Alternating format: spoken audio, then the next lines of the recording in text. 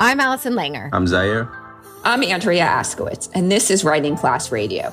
You'll hear true personal stories and learn about how to write your own stories. Together, we produce this podcast, which is equal parts heart and art. By heart, we mean the truth in a story. By art, we mean the craft of writing. No matter what's going on in our lives, writing class is where we tell the truth. It's where we work out our shit. There's no place in the world like writing class, and we want to bring you in. This is the 8th episode in a 10-part series inspired by the people I taught memoir writing in a men's prison. This series will bring you stories written by my former memoir students, as well as formerly incarcerated and currently incarcerated people from around the United States. Their experiences and voices, like those of many incarcerated people, are often marginalized and unheard. To help us get this right, Xaire will be contributing his feedback and commentary throughout the series as co-host, along with Andrea and me. Xaire is a poet, musician, actor, and teaching artist who teaches writing and poetry in school and juvenile detention facilities. Xaire has also lent us music for this series. Wait, is Xaire an actor? Yeah, man. Mm-hmm. Oh, I didn't know. I saw that in his bio. Wanted to add it. I was like, whoa, cool, dang. Anyway, thanks for being here. We appreciate it. Thanks for having me. I want to say something before we continue. We want to be respectful of those who have been personally affected by violence. So we don't mean to sensationalize crime, and we don't mean to sensationalize someone who breaks the law. Instead, we want to share stories. We believe that stories lead to understanding.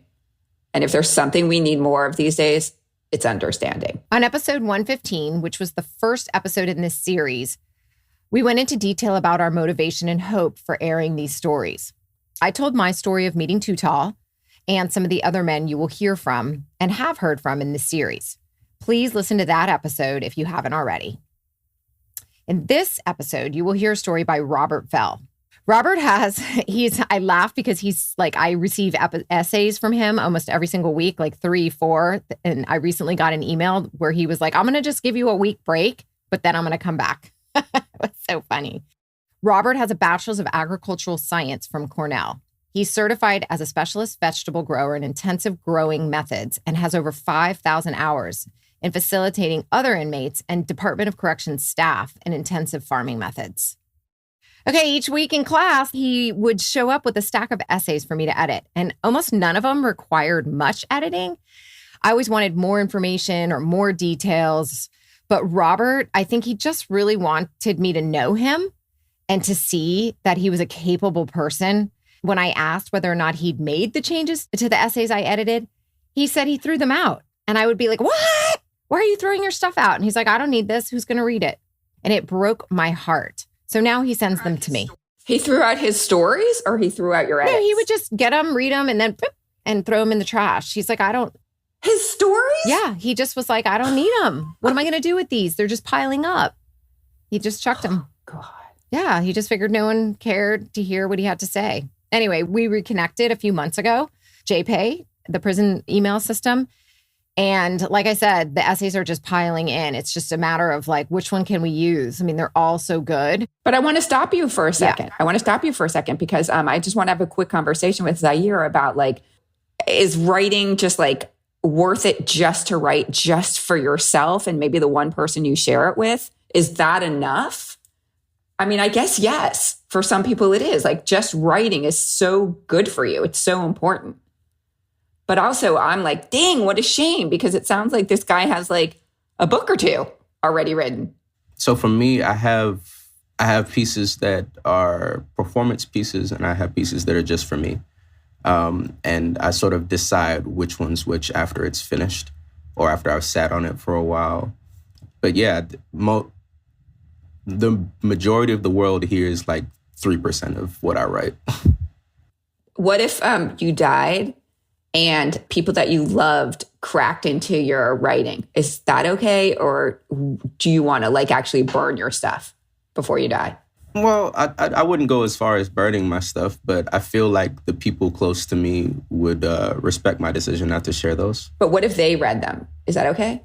I guess it would depend on the person. Okay. Well, it's interesting that we're talking about this because we come from a place of privilege, like that we can contact a bookseller. We can submit an essay. This guy's stuck. Who's going to do that for him? He doesn't have family left. Oh. If you think about it, like he's 72. Okay. He doesn't see a book in his future, nor do a lot of people who want to deal with that fucking process. I can't even believe you're bringing that up after what we've been going through trying to get our books published. I mean, no one wants to hear from us. You think somebody wants to hear from some guy in prison? I mean, I was seeing it as like just to write versus to write to try to get other people to hear your noise. But you're saying can't even fathom that idea, that possibility, right? And we talked about that in the first episode of this series about Too Tall trying to get his stories out. Like he doesn't know where the first step in getting his story published. So, okay. So what we don't understand is how it feels to serve a life sentence, right? We don't know what the mind has to do to be able to get through that. But I can tell from the emails and the letters, communicating with someone who listens to you, who sees you and treats you like a human being, gives you back a piece of yourself in order to get through this life sentence. So when they write, they are communicating, whether it's to the energy in the world, to me, to, just the opportunity to put something on a podcast so somebody else could hear it. It's just like, wow, somebody is seeing them. Somebody knows they are there. Yeah. And sometimes just the writing it down, like for certain issues, you write it out. You write out the whatever problem is plaguing your mind. And then once it's written, you may choose to share it with someone else. You may not, but you got it out. It served its purpose. So I can understand, him feeling like I don't really need this anymore. I got it out. It served its purpose. It did its time. Amazing. Thank you. All right. After the break, Xaire will read Damaged Goods by Robert Fell. We're back. You're listening to Writing Class Radio. This is Andrea Askowitz. Up next is Xaire reading Robert Fell's story, Damaged Goods.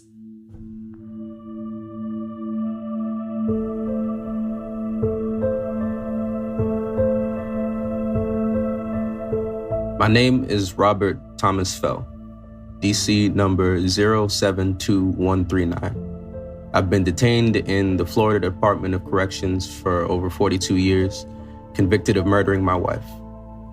On Valentine's Day, 1979, I found my wife in bed with another man. It wasn't the first time. We'd separated several times for the same reason. Each time, she promised it would never happen again. I loved her, so I kept accepting her back. She never kept her word. The plan was to get her boyfriend, but as all plans go, there's room for error. In March 1979, at approximately 9:30 a.m., the police arrived at my place of work and told me my wife had been in a fatal accident. Her boyfriend's Jeep had been booby-trapped to kill him when he put his vehicle in gear. At 7, my wife got into the Jeep and put the car in drive. As the car rolled forward, the gun went off. According to the coroner, she died instantly without pain whatsoever. As long as I can remember, my dad was strict. There were 3 ways he punished me. The first was by open hand, the second with a closed fist, and the third was with a barber's razor sharpening belt. And kids in my neighborhood would chase me down and beat me. I'd come home only to receive a more severe beating for not winning the fight. Dad gave me fighting lessons nightly. Dad had been a street fighter growing up, and he wouldn't accept losing. I got so good at street fighting that I'd act like I was running away so I could lure the boys into a blind alley. There, I'd hide a baseball bat and take them all down. When I was 8, my dad took me hunting. He handed me a bolt-action .22 with a 7-shot clip. Our beagle scared up a flock of pheasant.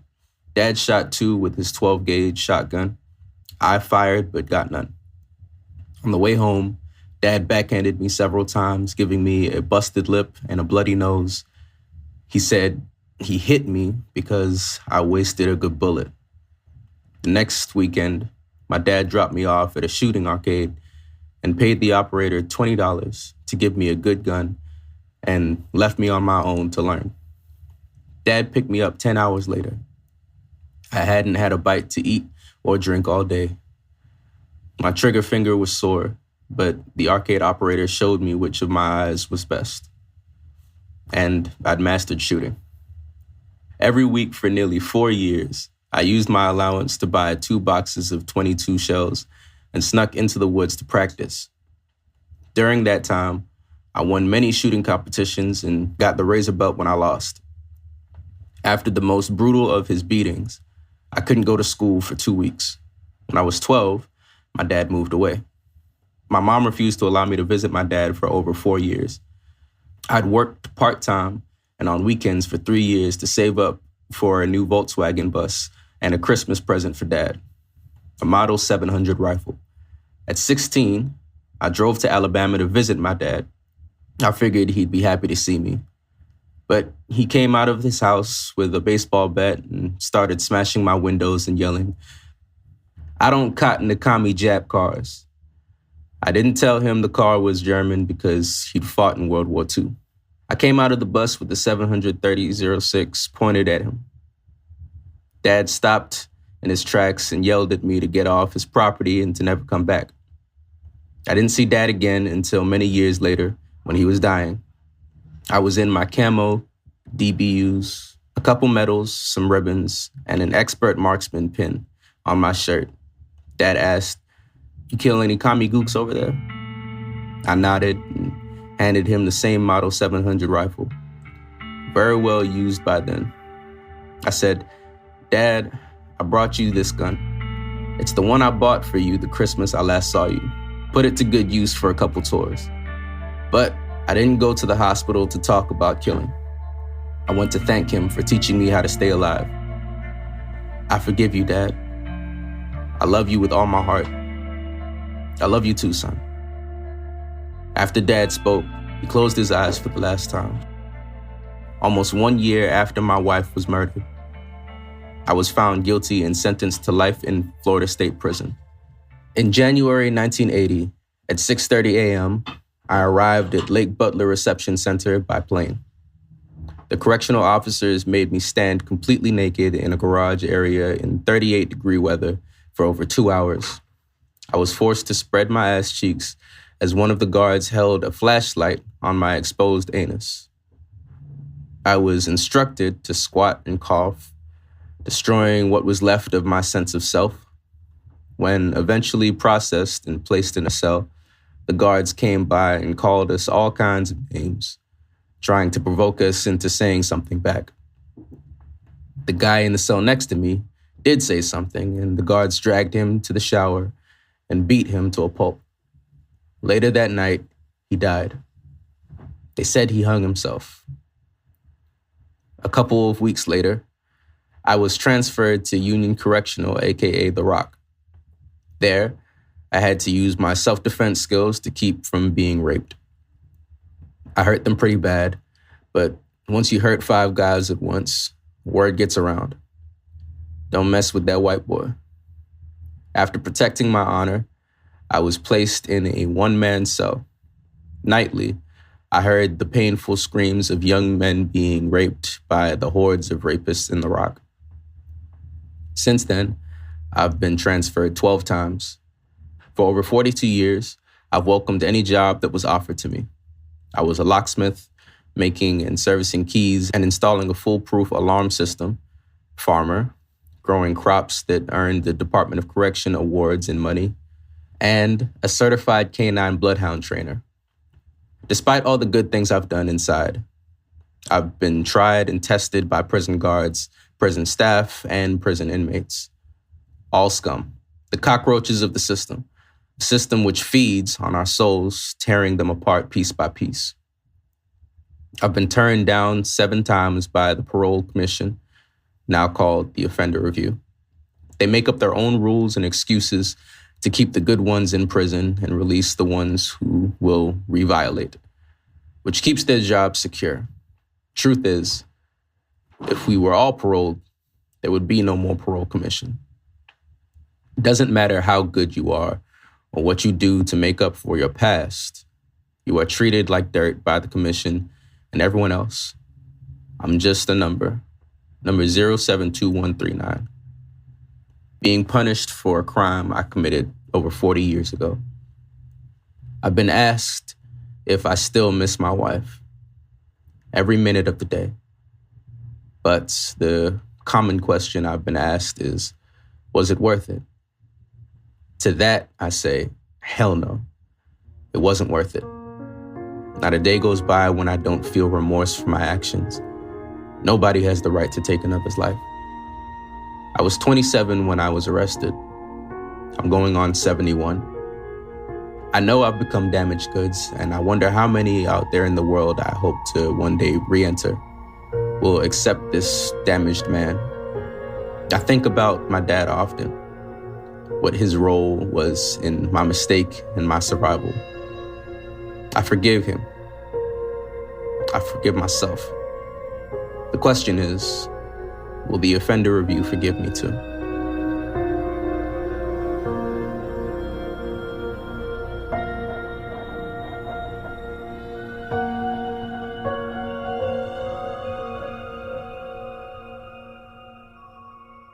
This story, I know controversial, will cause a lot of people to offer their opinions and stuff like that, but it just kills me. It really hits me in the pit of my stomach. How did it hit you guys?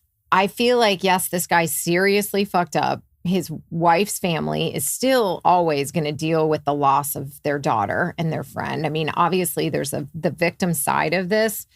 He did something wrong, whether he killed her or somebody else. It was wrong. Just because she cheated doesn't mean she deserves to die. So those principles that are in here, I get 100%. But I also get that we are housing people who have made mistakes that we deem unredeemable.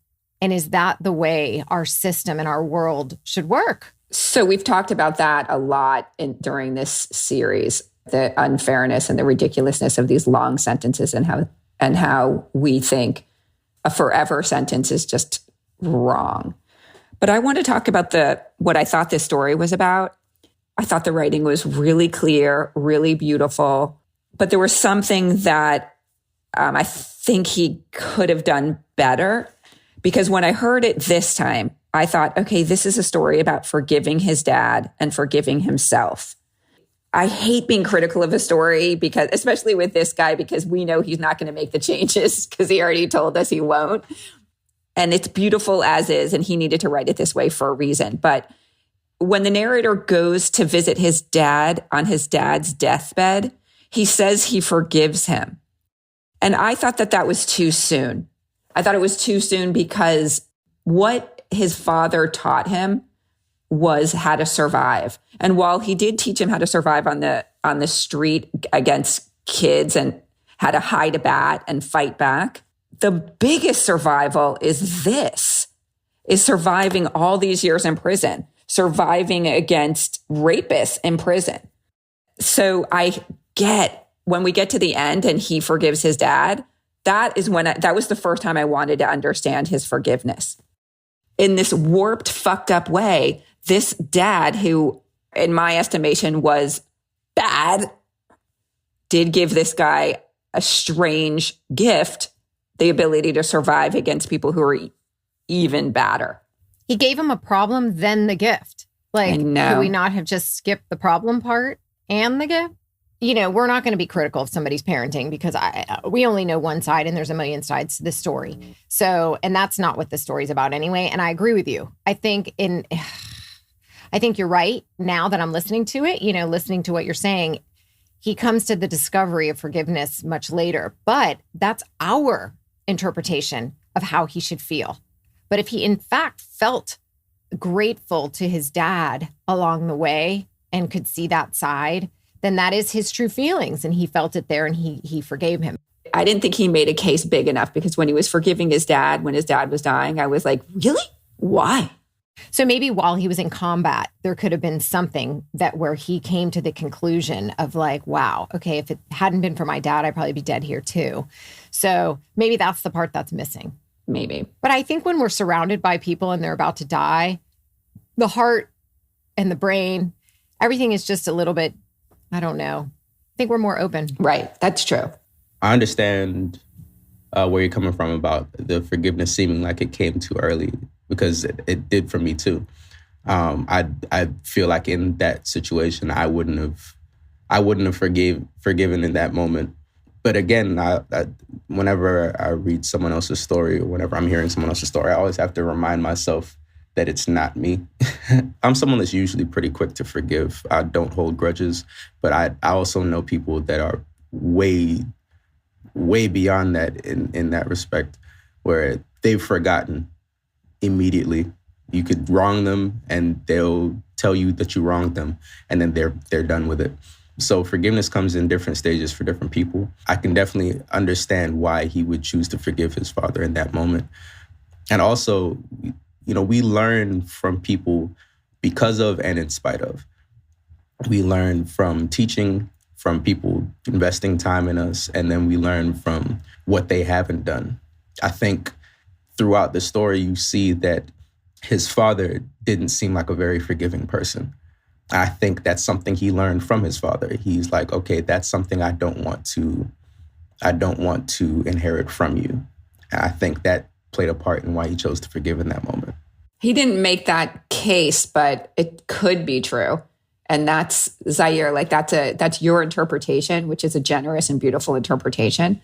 And maybe you're right.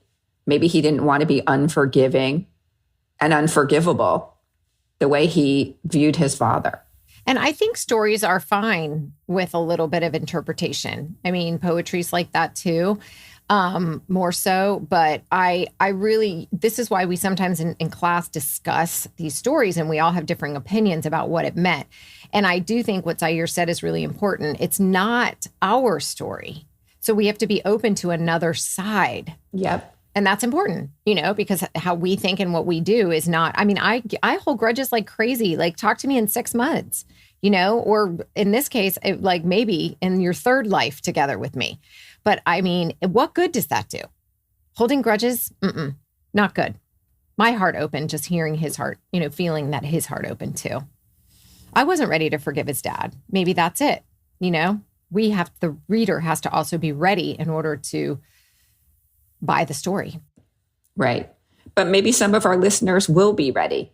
Listen, I've read this story a million times and it never occurred to me until you said it. So I trusted him there. And then it makes sense now. I mean, a story can always be made better, but to whom? So that's a question. So no wonder he doesn't take my edits. He doesn't need to. Can we talk about that moment where the narrator said, my wife was murdered? I was found guilty. Almost 1 year after my wife was murdered, I was found guilty and sentenced to life in a Florida state prison. Like a year after I murdered my wife, I would have liked that better. Just a direct statement. I guess because his intent wasn't to murder his wife, although it was to murder somebody else, right? But in his mind, he didn't mean to murder his wife. So I think him taking responsibility for that is too much. Oh. That's what I got from this sentence. He removed himself for a minute. Oh, okay. And Xaire, is that how you hear it? Because that's so interesting. Yeah, that's essentially what I got from it. I think whenever we do something wrong, if it was unintentional, we try our best to disassociate with it. Obviously, he can't because he's in prison for it. But I think that's the best that he can do in that situation is say she was murdered. Do you think that he consciously, as an artist, chose that dissociated phrasing? Or is he just emotionally, that's the way he sees it? He maybe doesn't even know that feels distant. It's difficult to tell. What I'd say based off of what I've read is this is how he views it on a day-to-day basis. My wife was murdered. That's how he views it. So it just became, it's natural to write that because that's how he sees it in his mind. I mean, in some of the other stories that we've told in this series, I'm recalling Dwayne Williams, that he went to a convenience store just to get some money and then someone was murdered, right? So it's really kind of the same thing. He didn't murder that guy. Someone was murdered, but he was a part of it. So guess what? He's in prison for murder. But in that case, he didn't actually hold the gun. In this case, Robert actually created this booby trap. I don't know if he actually did it himself or somebody else. He paid somebody else to do it for him. Okay. Yeah. So that's I get unclear. it. Okay. Shit. But it's important to hear how these things land on a reader because every word and every sentence matter because they're saying something about you, what you're thinking, what you're feeling, and how it's conveyed. I got a very clear sense of the narrator's sense of himself, the way that he called himself a number 2 times. I thought that was so heartbreaking and beautiful and scary sounding. Yeah. Started at the beginning and then at the end. Mm-hmm. I'm just a number, and then he read the number again. Yo, that was good. Thank you, Robert, for sharing your story. Thank you guys all for listening.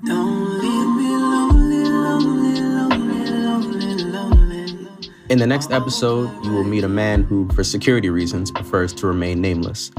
His story will break your heart. Thank you, Robert Fell, for sharing your story. And thank you for listening. Writing Class Radio is produced by Allison Langer, Xaire, me, Andrea Askowitz, and by Matt Kundle, Evan Serminski, and Courtney Fox at the Sound Off Media Company. Music by Xaire and Marnino Toussaint.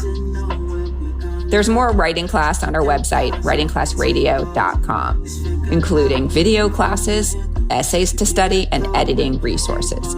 If you love the lessons you get on each episode, you can get them all in one place in our 3-part video series for just $50. Click video classes on our website. If you want to be a part of the movement that helps people better understand each other through storytelling, follow us on Patreon. For $10 a month, I will answer all your publishing questions. For $25 a month, you can join Allison's First Draft weekly writers group, where you can write to a prompt and share your work. That meets every Tuesday from 12 to 1 Eastern. And it is the coolest group. There are people from all over the world tuning in. To sign up, go to patreon.com/writingclassradio. But the first one is always free. So if you want to try it out, email info@writingclassradio.com and we'll send you the link. A new episode will drop every other Wednesday. There's no better way to understand ourselves and each other than by writing and sharing our stories. Everyone has a story. What's yours? Produced and distributed by the Sound Off Media Company.